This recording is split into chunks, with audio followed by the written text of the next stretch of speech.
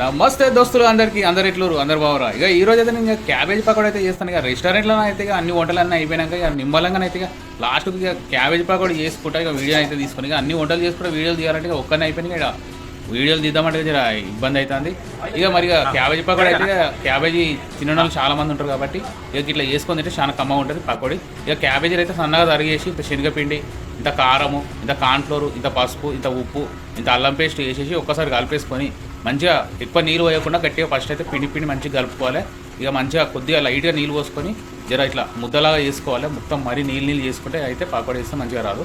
ఇక కడాయి పెట్టేసి ఇక నూనె మంచిగా కాయినాక ఇక ఇలా పకోడీని అయితే ఇక ఇంత కరివేపాకు వేసేసి ఒకసారి కలుపుకొని ఇక పకోడీని అయితే ఇక చేతిలో పిడికట్ తీసుకొని ఇట్లా వదలాలి. ఇక కొంచెం వదులుకుంటా ఆనియన్ పకోడీ ఇట్లా వేసుకుని అదే విధంగా చేసుకుంటే చాలా సూపర్గా ఉంటుంది.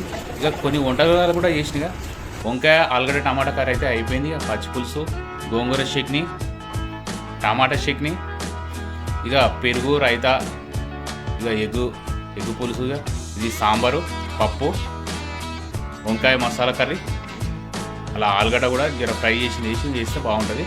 ఇక చికెన్ ఫ్రై, ఇక క్యాబేజీ పకోడీ, ఇక ఆఖరిగా క్యాబేజీ పకోడీ చేసిన మీల్స్ అయితే రెడీ అయిపోయినాయి. ఇది ఒక్కటి చేస్తే అయిపోతుంది.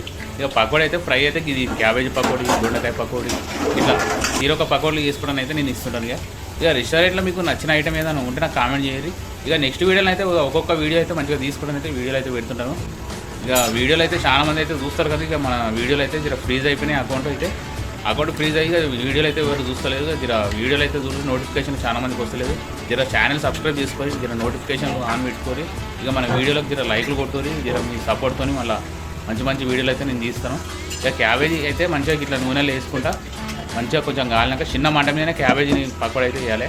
ఒక పెద్ద మంట పెట్టేసి చేస్తే మాత్రం ఇక మొత్తం ఆడిపోతుంది. ఇట్లా ఇట్లా చేతులతో ఇట్లా వేసుకుంటా పిడికట్ తీసుకొని ఇట్లా వేసుకుంటా ఇక మంచిగా చిన్న మంట మీదనే కాల్చి అటు ఇటు తిప్పేసుకొని ఇక పకోడీ తీసుకునేది చాలా కమ్మగా ఉంటుంది. ఇక చాలా మంది ఇక క్యాబేజీ తినను ఉంటారు, కూరలు తినరు, ఫ్రైలు తినరు. ఇట్లా పకోడీ అయితే చేసుకొని తినరు, చాలా సూపర్ ఉంటుంది. ఇక మంచి ఉడకలతో అయితే వస్తుంటాను. జర లైక్ షేర్ సబ్స్క్రైబ్ అయితే కొట్టుకోరు మీ లక్ష్మణ్. ఇక పకోడీ అయితే ఇట్లా రెడీ అయిపోయింది. ఇక పకోడీ అయితే ఇక తీసుకొని ఇక 2 వాయిలు వేసి తీసి ఇక ఇలా కలర్ ఏం లేకుండా న్యాచురల్గానే వేసుకుంటే చాలా సూపర్గా ఉంటుంది. ఇక పకోడీ అయిపోయింది. పకోడీ రెడీ అయిపోయాక ఇక అన్ని వంటకాలు అయితే రెడీ అయిపోయినాయి. మిల్స్ అయితే మంచిగా రెడీ అయిపోయినాయి. మంచి వీడియోలతో మళ్ళీ వస్తాం. మీ లక్ష్మణ్ బాయ్.